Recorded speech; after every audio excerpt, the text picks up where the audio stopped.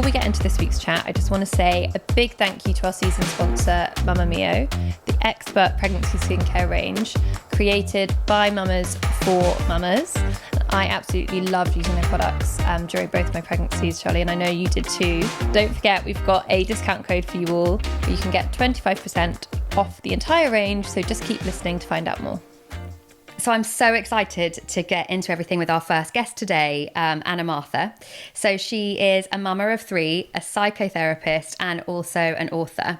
Yeah, I absolutely love her. I discovered her Instagram page after I had Sienna and just found her content really refreshing. I was like, thank God someone's talking about all these things that I'm feeling, and it's made me feel just like completely normal and like I wasn't going crazy. And I've wanted to have her on for a while, so I'm really happy that she said yes. I think to put her in a nutshell, she's just accessible mental health, and she kind of breaks it down in a really digestible way. Yeah, exactly. She's the kind of go-to guru for accessible mental health advice. I think also specifically for mums, I think it's quite a new area, and so really helpful for kind of new mums especially. And yeah, mums' mental health needs to be talked about more and prioritised more. And I think she's great at opening up the conversations that more of us need to have. So today we're going to be discussing 3 mumlemmas with Anna that she has experienced a lot coming up in her work with mums. So we're going to talk about how to stop people pleasing. Oosh, big one. Yeah. How to deal with anxiety as a parent. You know, that's something that's really affected me. Topic. And how to deal with rage. Fascinating. Can't wait. So yeah, should we get her in? Yeah, let's do it. Okay. So Anna, welcome to our show. We are so excited to get into everything with you. Oh, well, thank you so much for having me. It's great to be here. Great. This is actually going to be like the therapy session that I think all mums really need. Yeah, Me too. Me too. Me too. I feel like I need it Yeah, today. basically I've just had you on so that we can have like a free therapy session. It's just good to chat, isn't it? Absolutely. Yes. And so we're going to start with a little icebreaker, mum-related questions. So don't think too much about it. Let's just go for it. Just say the first thing that comes into your head. Right. So are you ready? Yes. You know what? I saw these on the table and I could have had a look, but I didn't because I was really good. Hopefully I won't regret it. You won't. Okay, so I'm a mum, but I'm also a... Oh my goodness. Something no one else knows. Yeah. Something. Oh, do you know what? My kids keep bringing this up, but it's not really true anymore. I used to play the clarinet, the saxophone and the piano. Wow. I would not be able to play any of them now. I've got one in the shed gathering dust, but I don't know. I used to really like doing that. So you're a mum and also a musician? Not really. Quite more, let's say creative. I like making things and being creative. Like it. Creative music. Yeah. I used to play the drums. Did you? Yeah. So no one knows that. No What, you're one knows joking? that. Yeah, I used to have a drum kit. Oh, I'd be down for a drummer. Yeah. I know, I wish I could still do it. Like, what a cool party trick. What was your best buy in year 1? In year 1 of having kids, the best thing that I bought was, do you know what? It was swaddles with the first. Yes. Swaddles. They were amazing. Just like a big muslin swaddle So or it the was- zip up one? No, so it was this thing, you kind of like origami baby thing. You kind of like folded it under their arms and like wrapped them up like a little hot dog. So I bought loads of them because they were so good. Had another baby, flipping hated them. I just gave them all away. they don't. So they they're don't so always different. like I them. can't imagine doing origami with a newborn. Well, Is that? Yeah, they love it. But doing it, the mum doing it, I mean, it's like In the middle of the stressful, night, isn't it? all the nappy changes. But do you know what? You could actually get his little legs out and do that without taking his arms out. Very good for him. And my third one, actually. She really liked it as well. But you kind of think, well, this is good, this works. And then you try and do it again and it doesn't always work. Yeah. I If they remember love that. it, though, it does really help when you just want to get them to sleep Yeah. and they can't like flail around and like throw their arms up in the air and like wake themselves up. So cute. Yeah, I feel the pain of doing it in the middle of the night, like on the bed, and you get all tangled up and it's dark and you're like, what am I doing? Yeah. Sleep deprived. Origami is not the one. Not the one. Okay, and what is your favourite me time activity? Walking. I only say that like that because before the pandemic, when, you know, walking was basically the only thing that we were allowed to do, I never really... Didn't really appreciate it always had a purpose. I was walking to get the train or walking to somewhere, but just walking for the sake of walking. I now walk all the time. And do you like do anything while you're walking? Do you listen to something? Often listen to a podcast. Sometimes just try not to listen to anything, but then my thoughts are. I like to walk to like a walking meditation. Nice, I haven't done that before. Because it helps you. Ooh. It's just like, what can you hear right now?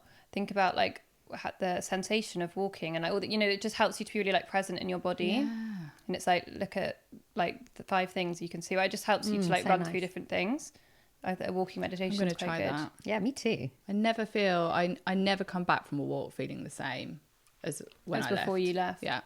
I still like walking somewhere with a purpose. I don't know why. I like listening to something, but I like to walk somewhere like to get a coffee, to meet a friend, to go to take the kids to the playground or whatever it is. I prefer walking with a purpose. Not just aimlessly, basically. In a circle, Yeah. which is what I do. Yeah. No, but that's great. I still somehow need the place to the destination. They say that they're getting out into nature, don't they? Just like Yeah. changes your entire mindset. It does. It really does. And it kind of takes you out of yourself. And there is so many studies to show that being in nature is just... Yeah, like biohacking. Yeah, so good for you. Just kind of a bit of a reset. Lovely. And it's free. Yeah. We ask everyone this, so there are a range of answers. What's your most embarrassing mum moment? And please be real. Okay. Okay, because I have really... Millie's got some horrendous ones. I've got some really embarrassing ones. The one that came to mind, just because I went to the post office earlier, was when my daughter, she was 2, we were in this post office queue, and I don't think they love their jobs. Let's put it that way. They're never up for a chat in there. Just, you know, give me a parcel and get out. And she saw this whole tray of Cadbury's cream eggs. This was recently. It was like not even in They always season. have it like eye height, so that all the children will be like, make you buy the stuff in the queue. And she pulled it down, and there were probably about 50 of them bouncing all over the floor, like going under these dusty old things.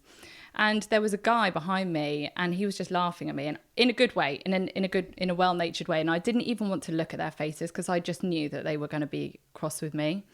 So I was just scrambling around on the floor trying to collect all of these eggs that were just kind of rolling around everywhere. And this guy, he got down on his knees and he was helping me get them.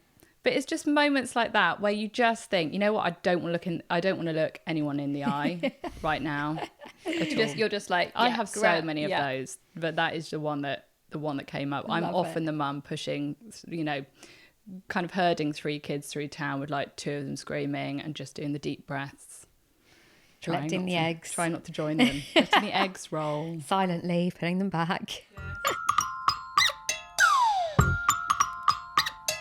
So on the podcast, we love to talk about our mumlemmas, and you have very kindly shared some of your own. Should we talk about the first one? So my first mumlemma is something that I've had to work on and has completely changed the way that I parent. Actually, completely changed. Well, I mean, there's not an area of my life that it hasn't touched. Working on this, but it's people pleasing. I love this one. I just think I definitely suffer from it. Do you? Yeah, it's something I've actually been like working on in therapy recently. Me too. It goes back to like when you start to learn to people please. It's like often when you're learning like social skills and you're quite young. Like for me, I think it was at school, and I just wanted people to like me. Yeah. So that's kind of for me. I think like where it started. You want to be accepted. You want to feel like people like you. So that's I think when I started doing it. Yeah, and I think if I look back in my life, you know, even long before even having children, like right from being a child, I recognised that I wanted just the worst thing for me would have been to upset anyone or to offend anyone.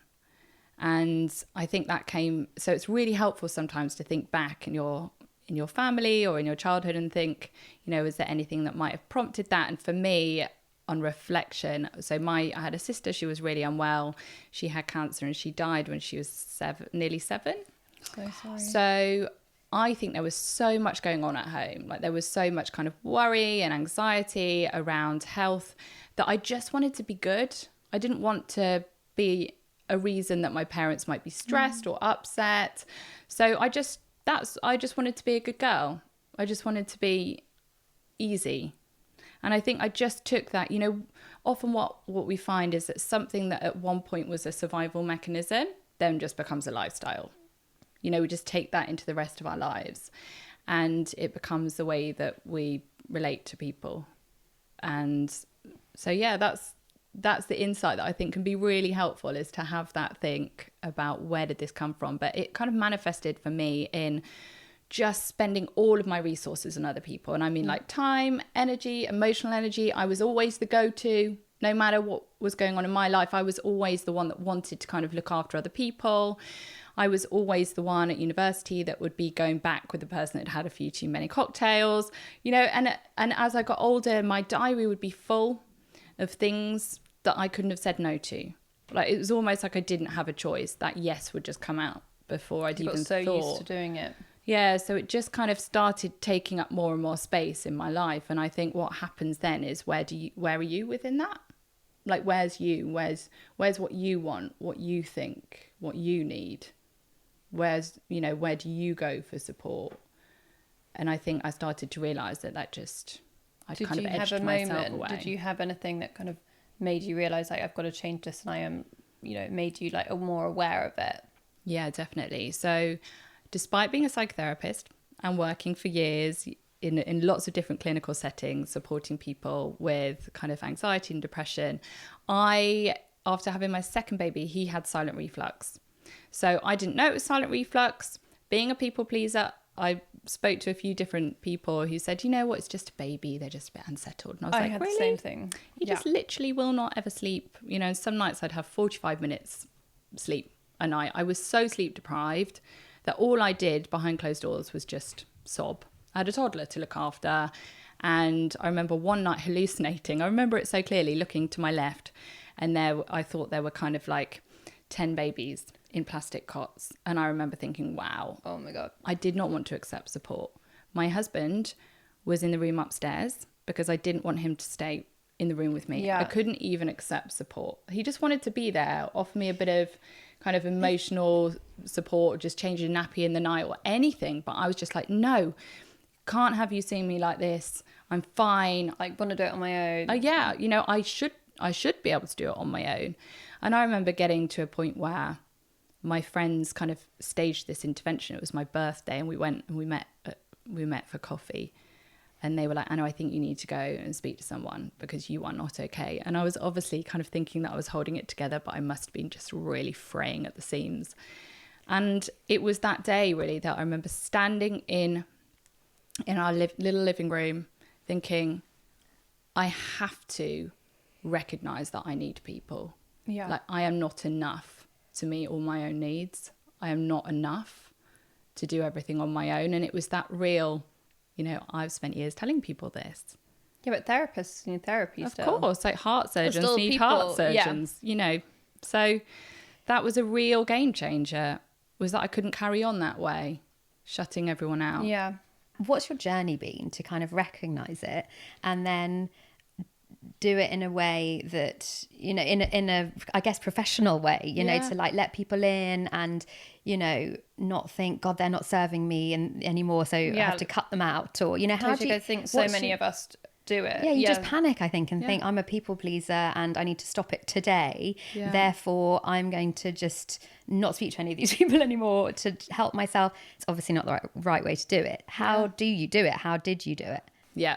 So I think start recognizing, what are you not saying? What, you know, when you're sitting there, it might be with your friends and they start talking about, you know, a certain approach to parenting, and inside you're like, this doesn't really sit with me. But I'm not going to say that, because I'd never say that, because I don't want to offend anyone. Just start noticing what you're not saying, what needs you're not showing. There would be times I'd go to someone's house and I'd be really thirsty and they hadn't offered me a drink and I'd be like, I just really want some water, but I'd never say it.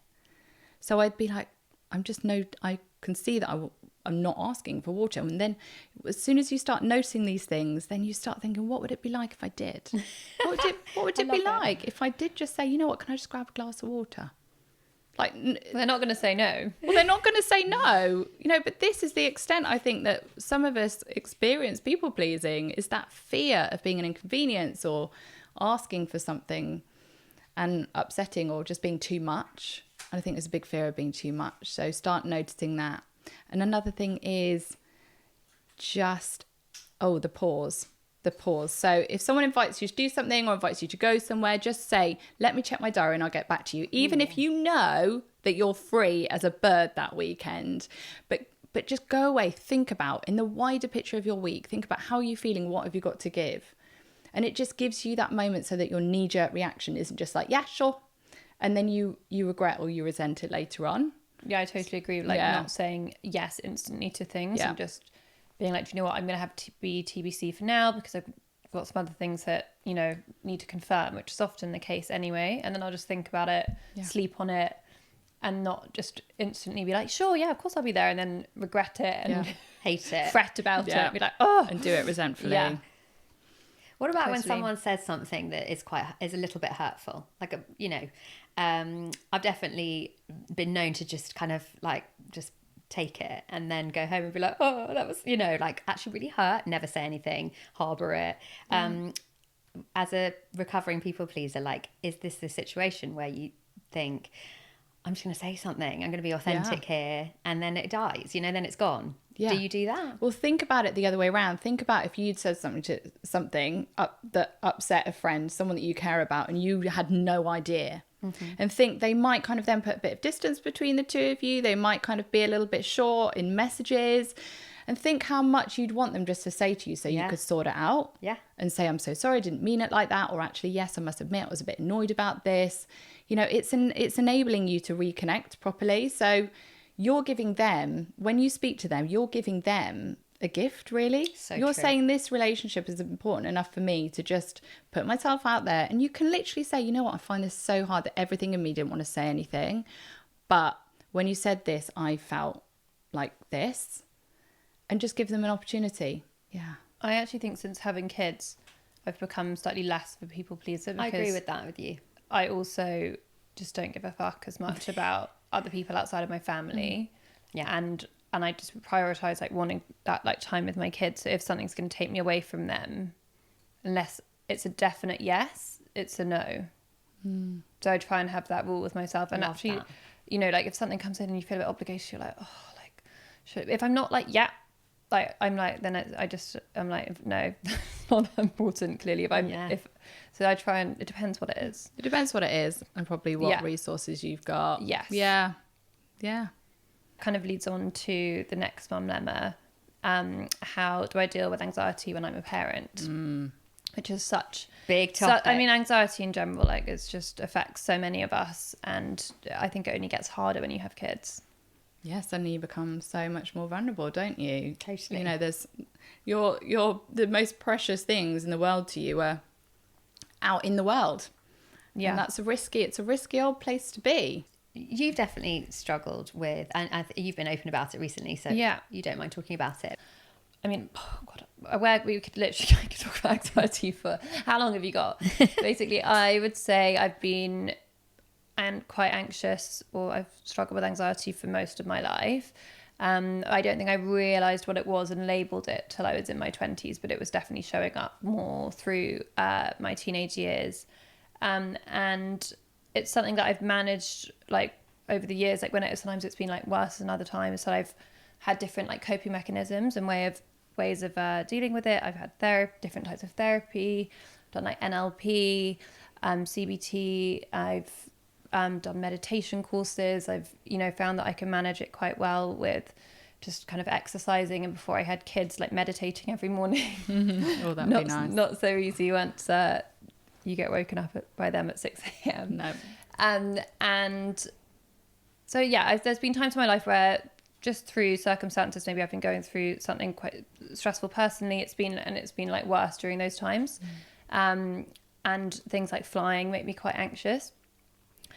And then like I'm triggered, but obviously we've all got our own like personal triggers, but like lack of sleep instantly makes it a lot worse. Yeah.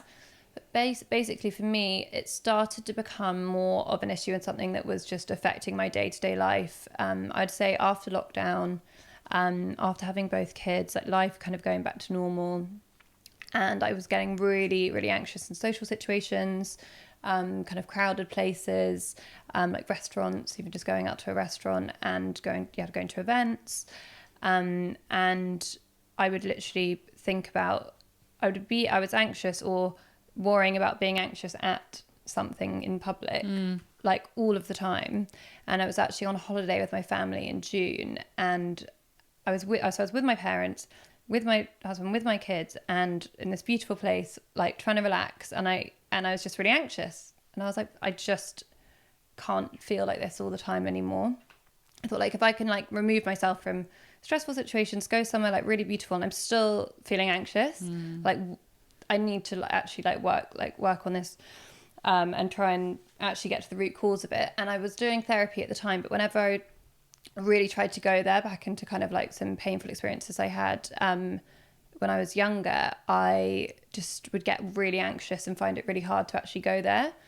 I ended up deciding to try medication, which was something that I just felt before. I was kind of afraid of it. I felt like it was a bit of a taboo. I felt like, how would I explain it to people? And I think I felt a bit ashamed, a bit embarrassed that I actually needed, like if I needed medication. I found it hard to like kind of accept that for myself and allow myself to kind of explore that route. So it was quite a big moment for me to actually, I was on holiday with my family, and I discussed it with Hugo, and then I also like chatted to my parents about it, who were like, you know, people I'm like closest to, and they were all really supportive. So I chatted to my doctor about it, and I started medication at the beginning of July. So over the summer, it's been a bit of a kind of adjustment period, because the side effects were quite weird. At first, I did feel like just quite up and down, like it didn't work straight away. But now I feel like I just feel like it's kind of like taken off the sharp edges. Like I still feel a normal depth of emotions, and I can still feel worried about something, but like my anxiety doesn't like peak. It goes to maybe, before it could go from 0 to 100 and like really fast, and now it might go up to like a 3, but it's like manageable, and I don't have a panic attack. Good. And I don't have as many intrusive thoughts, and I just feel just more stable. Yeah. I just feel like I can just focus more on being me. It's not like, oh, you never have any worries and everything's just like rose tinted all the time. I can just get on with life without feeling anxious like 90% of the time. Good. That's so good, it's working out really well. You're so brave, babe, for sharing. I feel so like I was like, why did I not discover this before? Why did I wait so long? Yeah. I think often we have those shoulds, don't we? You know, I should be able to deal with this. I should find something that sorts it out. I should. And actually it's getting to that point where, you know, we need support. We need people. We need some of the tools that are out there for us. And that's not failure. That's just, it's the limits of our humanness. And that's just, I think I just thought I could control it with exercise, with, you know, taking herbal supplements that meant to make you feel calm. And after a while I was like, it's just not touching the sides. I tried, you know, the ashwagandha and the magnesium and all of that stuff does definitely help, but it's just my brain is not wired that way that it was enough at that current time to just like stabilize everything. So the medication that I'm on, I did talk about this the other day on Instagram. Someone asked how I was, and I was really wanted to be honest and said, I'm feeling much better. I've been on this medication. And lots of people messaged me saying, what medication are you on? And I wanted to ask you actually, do you think, I don't want to kind of read out like, well, I'm taking this many milligrams of this medication, because it's so personal and it's so different for each person. So I don't want to say exactly what I'm taking, but I don't mind saying like the group of medications that I'm on are called SSRIs. I feel like you're going to be able to explain a bit better what they do to the brain, but it's like it balances your serotonin. Yeah. So it's called a serotonin reuptake inhibitor, and it basically just slows down the way that your body reabsorbs serotonin. So you've got more of it floating around. And serotonin's like the happy hormone. Yeah. And anxiety in and of itself, it's a psychological, physiological reaction, so that we have loads of adrenaline. We're super ready to kind of fight or run to save our lives and to keep our kids safe.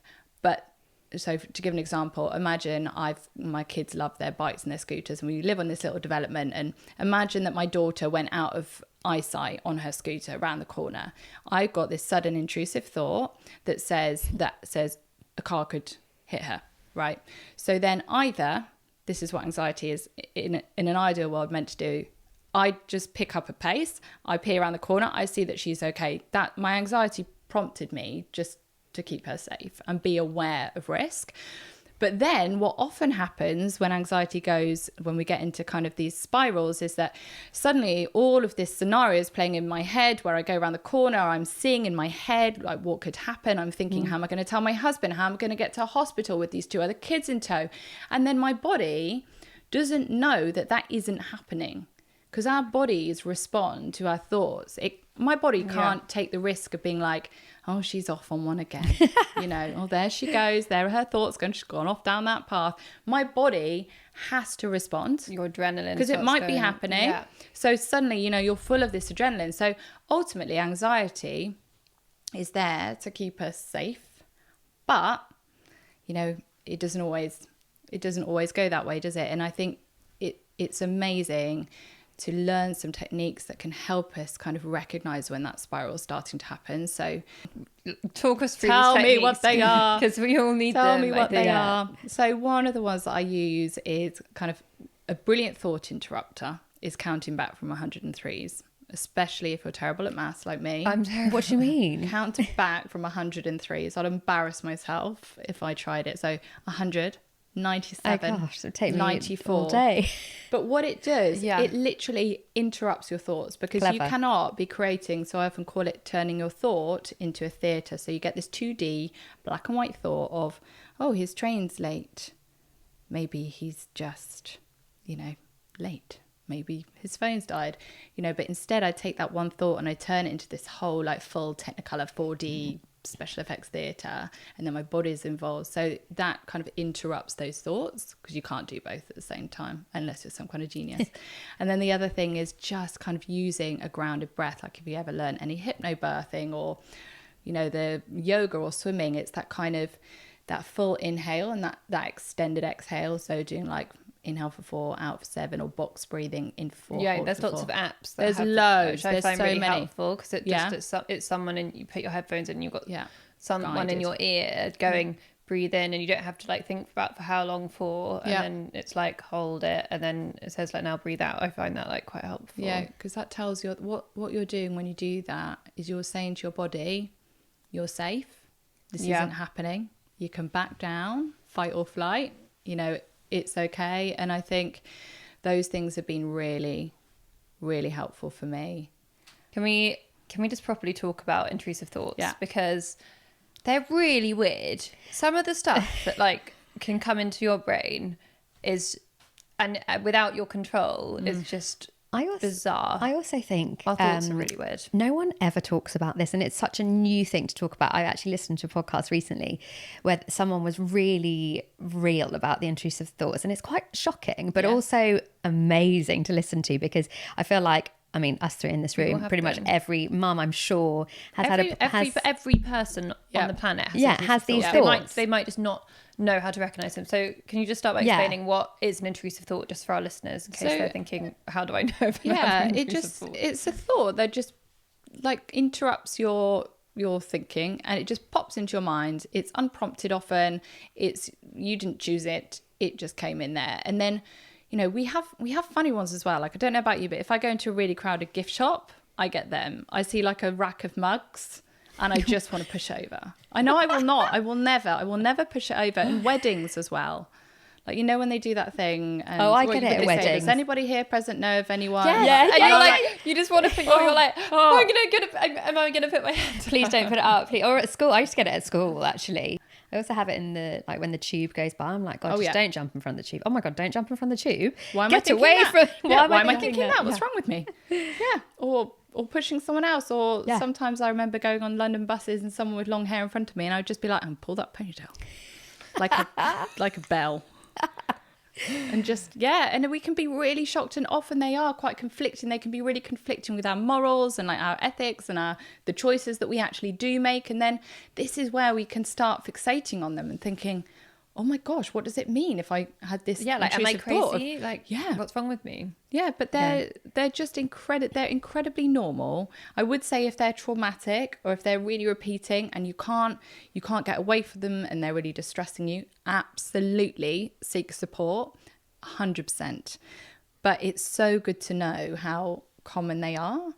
And I used to get them. So it's what we do off the back of them that that can really impact our lives. So, for example, I had a driving license and I didn't drive for 10 years because I'd get behind the wheel of a car, I'd get onto the motorway, and I would have these intrusive thoughts of going like this with my wheel, like just yanking it to the right and causing a pileup. I totally get it with driving. Yeah. And it just freaked me out that I had all of this power and all of this responsibility, as did everyone around me. And I just couldn't, it was almost like I believed these thoughts said something about me, so much so that I didn't drive, that I would walk for miles with a double buggy in the rain not to drive. And I started thinking, you know what, actually, they're just thoughts. And the more that I understood, and that was after having my second baby, being chronically sleep deprived and having thoughts of dropping him down the stairs and being so shocked at myself. And then... Was it like a repetitive thought? Every time I went down the stairs. Yeah. Every time I went down the stairs, the little kind of wooden winding cottage stairs. Every time. Because you keep getting them and thinking, I get what's it this saying? about strangers. I have I'm in such protection mode for my children, and definitely since COVID as well. When sometimes there's strangers walking towards you with masks on, and in my brain I'm like, that person's a threat. That person's a threat, and I think there's threats everywhere. I still have it now. And someone will be walking towards me, and I'm like, they're gonna attack you. They're gonna, and I get really scared. So that doesn't help. But yeah, I get it in public. Or when I'm in other countries, I get it as well. Like I've had it in Paris before, like being scared to sit at a restaurant outside after those like terror attacks, and I've actually been like crippled by it, and it's led to panic attacks. Yeah, because the things that we're anxious about, they're real. One thought starts it. Yeah. It's not like aliens invading, and it's the things that we're fearful about have often come from somewhere, or we've seen something, and it's again that moment where that little girl inside of us just wants someone to come along and put their hands on our shoulders and promise us that it's going to be okay. And a tip that I find really helpful is imagining the most boring, mundane outcome that's also the most statistically likely. You're out there having dinner, you've got all these anxious thoughts going through your mind. Now just imagine that you're finishing your dinner, you've paid for your bill, and you've gone. And that's the most likely boring scenario. That's so interesting. I find that really helpful. Okay. So true. Yeah. Love that. So every time I drive, I drive multiple times a day. I still get the intrusive thoughts because they're just thoughts. They're just going to come.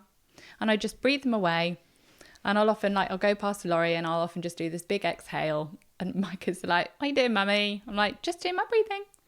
And I just imagine that I've turned up at my friend's house and I'm having a cup of tea.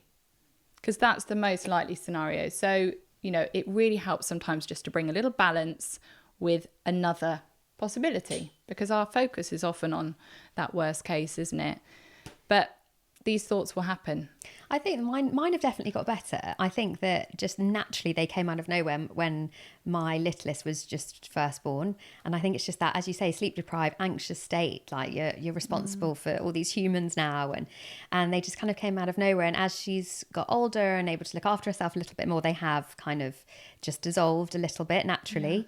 Yeah. And so I guess it's just looking at it as a bit of a stage and just accepting that, it was a stage. I guess that how common is it with parents, do you think? 100%. Is it a common thing? Yes, absolutely. And a lot of people, if they say, I don't have intrusive thoughts, I just have to ask a couple of questions. And then we find out that actually it's just knowing what they are. But I think... they might have never labelled it before. Yeah. And they can be so shame-filled sometimes, which means that people don't want to talk about certain ones. I do a lot of coaching with mums, and sometimes it is all just around an intrusive thought they have. Really? They haven't told anyone. They're so ashamed of, and they're worried about what it means for them. I remember every time I breastfed my daughter in the rocking chair, I just adored her so much. I wanted to eat her up. That was another one that I actually did. It's like, oh my gosh, what if I did eat her up? What if I just chomped on her leg? But I just had this intrusive thought of just every time I had her there in my arms, it was just wonderful, of just throwing her against the wall, just going like, whoo, like that.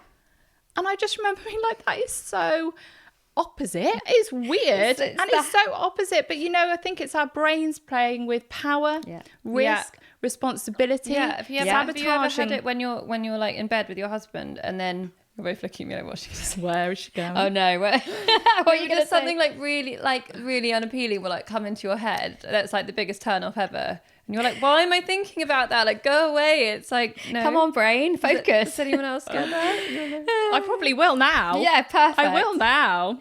I have it where I will, and I had it last night. I had it a lot when my babies were little, but I will fall asleep and then jolt upright. My body will give me almost like an adrenaline shock, and it will be around my kids like, oh no, I didn't put them to bed. They're just wandering around the house on their own, which is totally weird.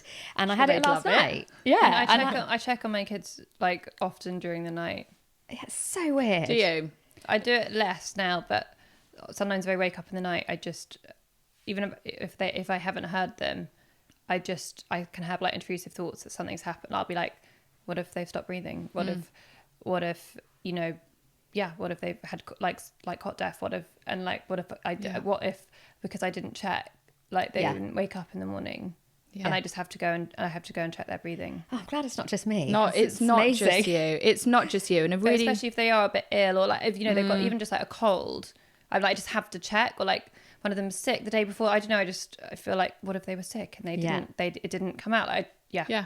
Even if I didn't hear yourself, is this anxiety based or is it actually just sensible? Yeah. And sometimes you got to sense check with with your partner or a friend, being like, they were ill yesterday and I just really felt like I just wanted to check on them in the night. Is that anxiety based, or is that actually, they were ill yesterday, maybe you do just need to check their temperature, maybe, but it's noticing if it's just repeated and it's happening every night and you're getting exhausted, then maybe that's more anxiety based. Sometimes I think I just want to touch them. Just give them a little squish. So I can pick the little one up and she stays asleep. So I can just kind of have like a cuddle in the night and then put her back again. So the final Mumlemma that you're bringing is about rage. Ooh. Fascinating topic. Yeah. Go for it. Okay, so rage. I started talking about rage. I think it was towards the end of the pandemic when we'd been holed up in our houses.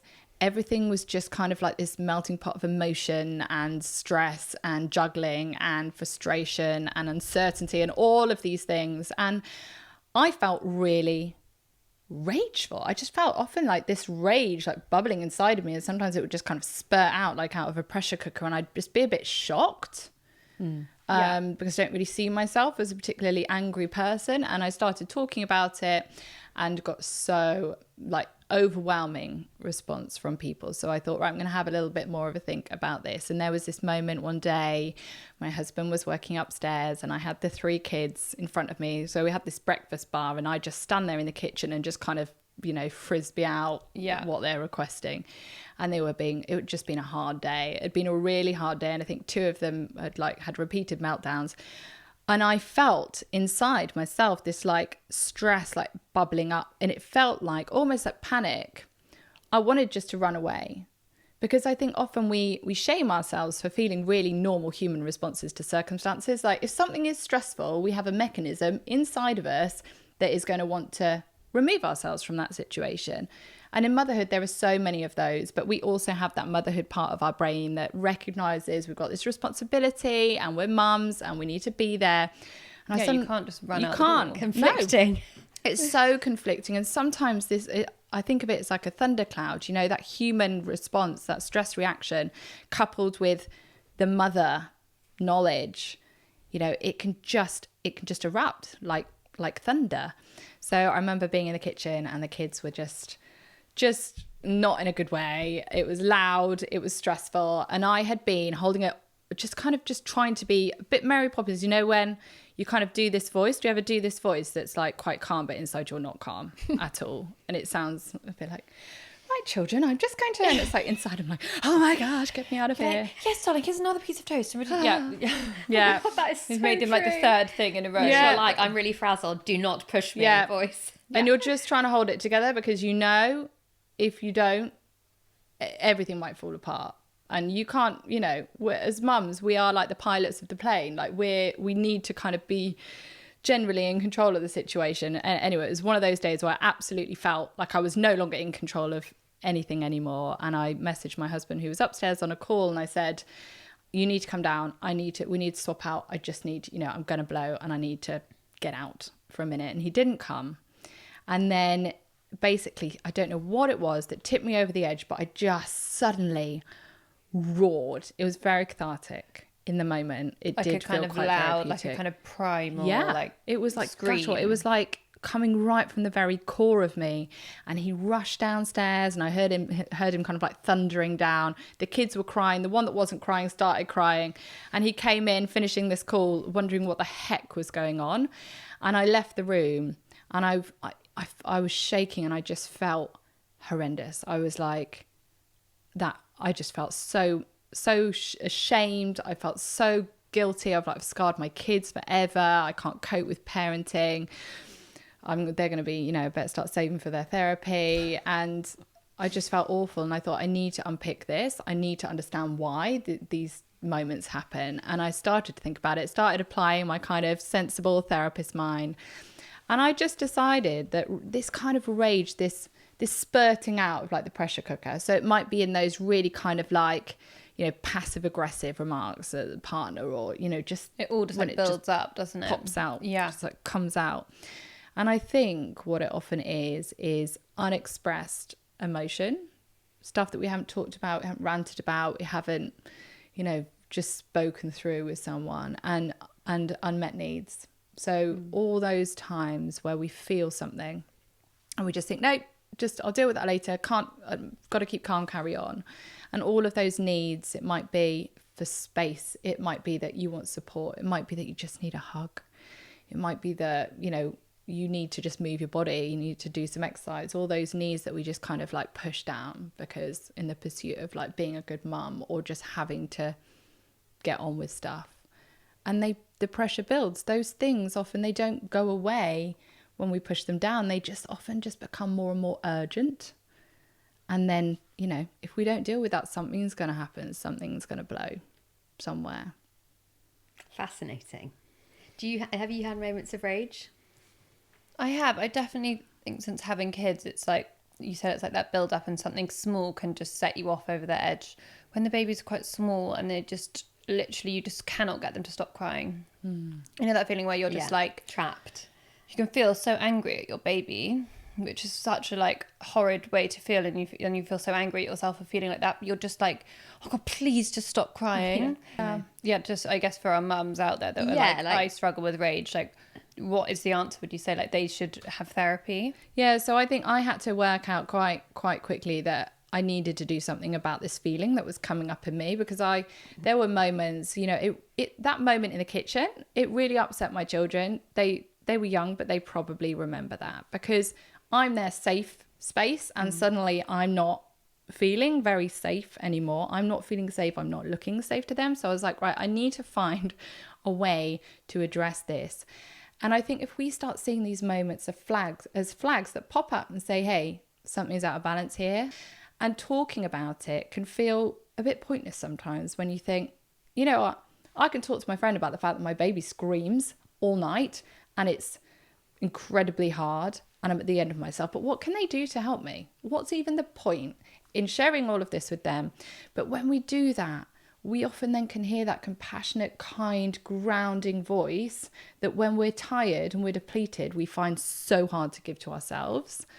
And it can just help untangle things. And it might be that they say, well, of course that's hard. That sounds awful. And then it's validating it for you. So there is so much value, even if your friend can't fix it or help in a practical sense.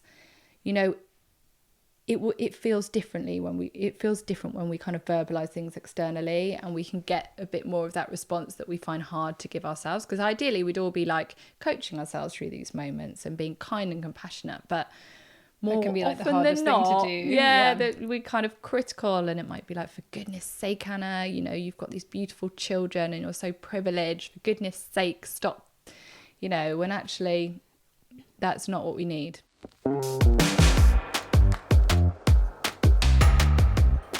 What tools would you say you can use when you're seeing red to just bring yourself out of it? So anything grounding, what I try and do is look at their eyelashes. I say, their eyelashes, they're just so beautiful. And I look at them, I look at their little faces, and I think, you're so precious to me. Like, this feels excruciatingly hard in this moment, but what can I do to ground myself so that, you know, because if you go on a plane and you know, I know you've got some anxiety around that, but can you imagine if there was a bit of turbulence and the pilot was freaking out? You'd be like, get me. Yeah. Nothing She's is like, safe. yes, I can imagine Nothing is safe. Do pilots freak out on planes? No, they don't. No, they don't. But to them, to my children, in those moments where I'm losing it, that's how it feels to them. You know, I'm their safety and I'm not feeling safe. So I have to start preempting and just monitoring how I am. Like, am I feeling burnt out? Am I feeling irritable? Am I getting a phone call from my mum and looking at it and being like, oh, for goodness sake, I haven't got time for this. You know, where am I getting what I need? So that, because we're giving out all the time. You know, we don't put petrol in a car after the journey, but I think that's what we often do as mums. We get to that point of depletion, then we're like, right, better try and get some time out because I had a meltdown. Bit late, yeah. It's a bit late. So starting to just be a little bit more aware, asking yourself, what do I feel? What do I need? Yeah. Because we do that to our kids all the time. You know, what do they need? Are they okay? Just start asking yourself. Yeah, definitely. I think for me, it's things like just exercising, having that time for myself out of the house without children climbing all over me. I need to do that to like kind of like maintain my mental health and to, you know, feel like I'm not so close to having a moment where I might lose it. Yeah, I remember in one of the lockdowns, and I'm lucky to have a therapist. I speak to her on the phone, so I'd go for this walk and I'd talk to her, and I remember saying to her, it feels as if my parenting depends on me going on walks. Yeah. And she said, that's because it does, Anna. You know, your parenting depends on you trying to make space for those things and not seeing them as indulgences and, you know, stuff to be guilty about, but actually seeing them as... it's not an indulgence. It's like looking after your own health and sanity. Yeah, it's an act of love to your child. But it's hard to, you know, get past that. I think as a mum, you think you have to give. It's a journey definitely to kind of realise that, you know, you can give more by having some time for yourself. Yeah, definitely. You'll have more. You'll have more for you, for them. Less crumbs. Less crumbs. Less crumbs. So if our lovely listeners have any thoughts on the Mumlemmas we've discussed today, the people pleasing, the anxiety and the rage, then please do get in touch and share your experiences with us on mm@basementchats.com. Gosh, that was amazing, wasn't it? I feel like I learnt so much. I love how open and honest she is, and just actually voicing so many of those things I think a lot of us feel, and the thoughts that we do actually have, just saying it out loud and being like, it's okay, it's normal, you're not crazy. Totally. Is really refreshing. I'm really glad she was so honest. I feel like it's really needed on platforms like this. Yeah, I thought she'd be a really good guest because she's so honest on her social media, which is brilliant. You should follow her if you don't already. Yeah. Because it's just, I love following people that actually I find quite uplifting. Totally. If you want to know more about Anna, she's got an amazing book called A Little Book of Calm for new mums. She's also got an amazing podcast called The Therapy Edit. Definitely check it out and give her a follow on Instagram. Please remember, guys, as always, we are not experts and we are not doctors. So if you have been distressed by any of the topics that we covered in this podcast, please do reach out to a professional. Thanks again to our wonderful sponsors, Mumlemmas. And we promised you we would give you a code. So here it is. To receive 25% off the entire range, use the code MILLIEM. Now, before we go, here's what's coming up on the next episode.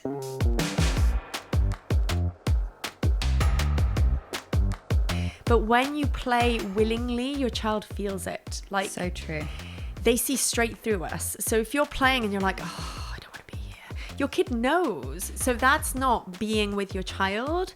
And so then your child demands more time of you because they're like, well, that wasn't fun, so I'm going to need more of this. Like, I think we need to stop doing that, especially as women and mums, like always apologizing for everything, just apologizing for taking up space or apologizing for, you know, like, oh no, my shoes aren't that expensive. You know, you worked for it, you bought them, you're allowed to have them, you know, like if it's me who's losing it, because I lose it too, he'll touch me on my back or he'll rub my leg and I'll do the same with him. So it's about, without speaking, I'm kind of like, I'm right here. And then sometimes it means one of us will take a break and the other one will take over. Okay, that's just so for a nice. moment. That's so good. Guys, we want to hear from you too. Have you got a mumlemma that you'd like to share? One that we can try and help you with? If you do, then email us at mm@basementchats.com or DM us on Instagram at Basement Chats. You can also check out our YouTube channel for behind the scenes clips. Just search Mumlemmas. The YouTube channel is updated every Sunday. Thanks to audio producer Laura Gallop of Feast Collective and the rest of our amazing team who make this podcast happen. Not forgetting Basement Chats for creating this space where we can have this chat. Please note, everything that we chat about on this podcast is just our honest and most authentic thoughts, but we are not experts. So please do consult with your GP or with a professional if you want to find out more about any of the topics that we have discussed.